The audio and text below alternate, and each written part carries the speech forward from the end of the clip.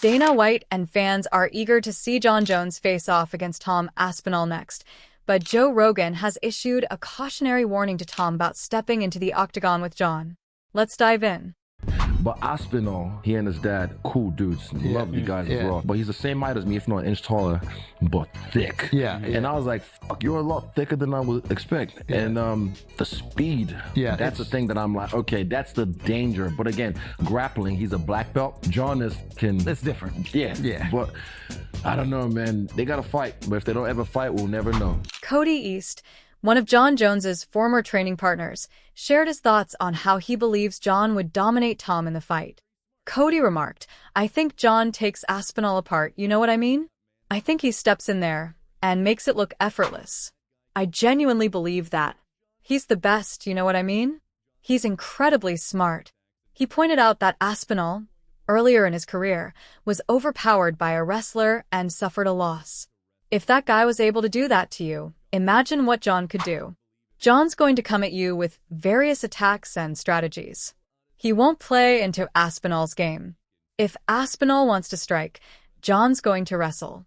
One of Jon Jones' biggest advantages he has over everybody, and he says this on multiple interviews, is that he's a tape studier, as am I. I study everybody extensively, and then I come up with their patterns. Pick up on the tendencies, what they like, what they don't like, what they're good at, when they're tired, what tires them out, how's they defend when you throw this shot, how do they react when you do this, etc. He loves to study opponents like this. He had no chance of doing that with me, because my average fight time is the shortest in UFC history at 2 minutes 2 seconds, over 10 fights, and that's something that keeps him up at night. I am a massive question mark for him. He's got a lot of octagon time over a lot of years. I've got next to nothing, next to no footage on me. He's out there and be doing anything but bouncing people's heads off the canvas, and he has no idea what to prepare for, and that is fantastic for me.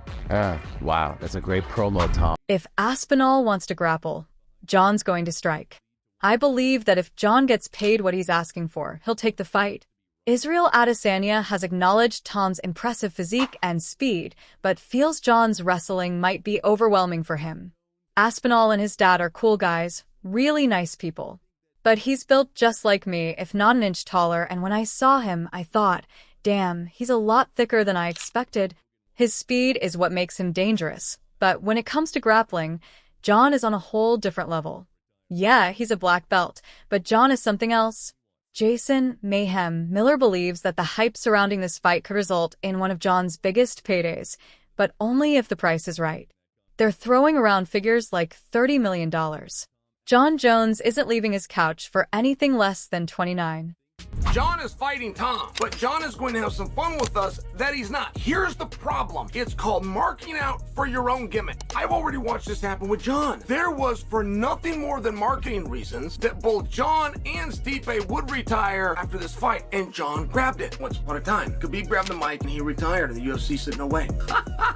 They didn't accept it. What would you do if Jon did that? Jon is going to fight again. The UFC knows that. What would they do if Jon said, I'm out, I'm vacating? Would they say, okay, fine. We've got Tom. We're going to get on with it. He said he was going to retire before. We made him at Madison Square Garden. Told you he'd show up, and he will show up, and we'll get him again. Michael Bisping says you got to strip the son of a bitch. In all fairness, you got to strip the son of a bitch. We don't generally strip for illness or injury. It's healthy and unwilling. But would they do that with Jon? What if Jon didn't say it? Jon was all willing and said, not Aspinall. Look, the sport has the money to pay these guys what they deserve, so we can witness an incredible fight, arguably the best of the year. Jon isn't getting any younger, and neither are we. Let's make this fight happen. Tom Aspinall, however, believes he's cracked the code on how to defeat Jon. One of Jon's biggest strengths is his ability to study opponents in depth. He breaks down their patterns, their strengths, their weaknesses, and how they react under pressure. The thing is, he can't do that with me because I have the shortest average fight time in UFC history, just 2 minutes and 2 seconds across 10 fights. He doesn't have enough footage on me. He has no idea how to prepare, and that's my biggest advantage. Meanwhile, some analysts and fighters are speculating about Jon Jones considering retirement, and Joe Rogan wonders how much time he really has left to take on Tom Aspinall. Apparently, Jon is thinking about stepping away. He should take his time, let him fight when he wants. He's Jon Jones, the GOAT. If he decides one day to come back and fight Aspinall for the heavyweight title, the question is, How long can he hold on to that belt before the UFC forces a decision?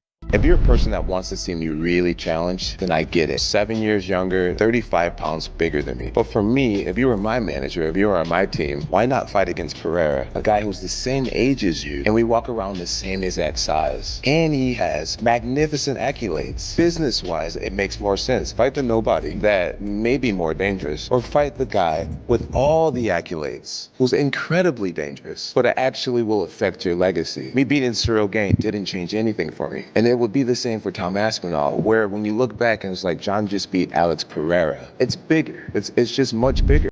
Chael Sonnen believes Jon is just toying with fans and that his supposed retirement is all part of the marketing. Jon is going to have fun with us and pretend he's not fighting. The issue is he's started believing his own hype. We've seen this before. Both Jon and Stipe played the retirement card for promotional reasons. Jon latched onto that idea. Khabib once grabbed the mic and announced his retirement, and the UFC wasn't buying it. They didn't accept it. What would they do if Jon said, "I'm done.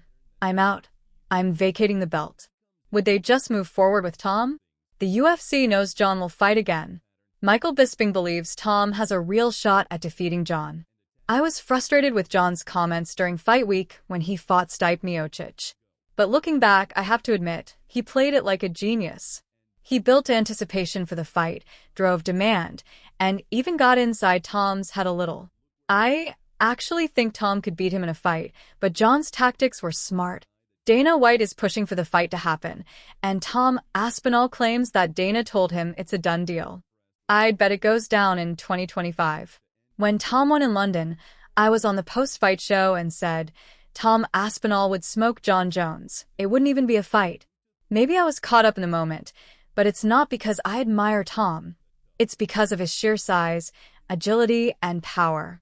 I wouldn't be surprised if he beats Jon. I don't have any inside information, but I do believe that fight is going to happen. And I think most telling was just the way Jon Jones handled his post-fight interview with Joe Rogan. And then I talked to him after the fact in the back for ESPN, and I was like, are we getting 3 or 4 more of these things or what? You know, he was going into the Stipe fight with a fight-by-fight mentality, and he sounded like the furthest thing from retirement with Rogan after the fact. So that's very encouraging. He's not going to fight Alex Pereira right now. He's going to fight Tom Aspinall. And it just comes down to what Jon Jones's number is. What is Jon Jones's net worth? What number is he looking for? Is it $25 million to show? You know, what is Michael Jordan worth? What is the greatest of all time worth? So, yeah, I feel like the company is in a great position to make this fight. And I think you got to do Las Vegas. You got to do International Fight Week 2025. So you and me are aligned.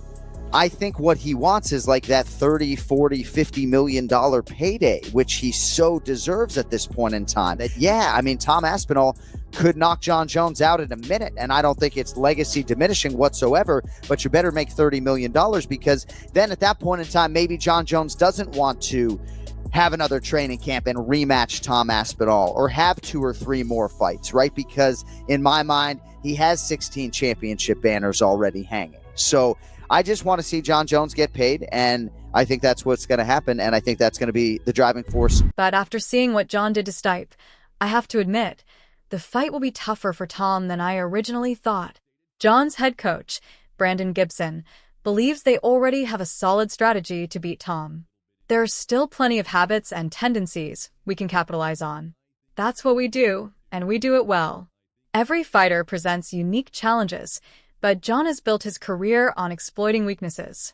Cain Velasquez recently mentioned that he's noticed some patterns in Tom's game, and we believe Jon will expose them too. Jon, however, doesn't see Aspinall as a threat to his legacy. If you're someone who just wants to see me challenged, I get it. He's 7 years younger, 35 pounds heavier. But from a business standpoint, why fight Aspinall when I could fight Alex Pereira? He's the same age as me, walks around at the same weight, and has incredible accolades. A fight with Pereira would be way bigger for my legacy. Beating Tom wouldn't change much, just like beating Cyril Gane didn't. Henry Cejudo believes Jon would make easy work of Aspinall. I watched some of Tom's fights yesterday. He's got solid lateral movement, really good, but Jones is just too smart. Jon just needs to keep the pressure, stay in the center, not overreact, and use his wrestling. I think it'll be easy money for him.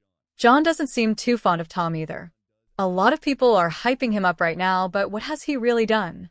Buying a little duck, making Jon Jones t-shirts, just dumb little things that I find annoying. Maybe you guys find it entertaining, but I just don't like him.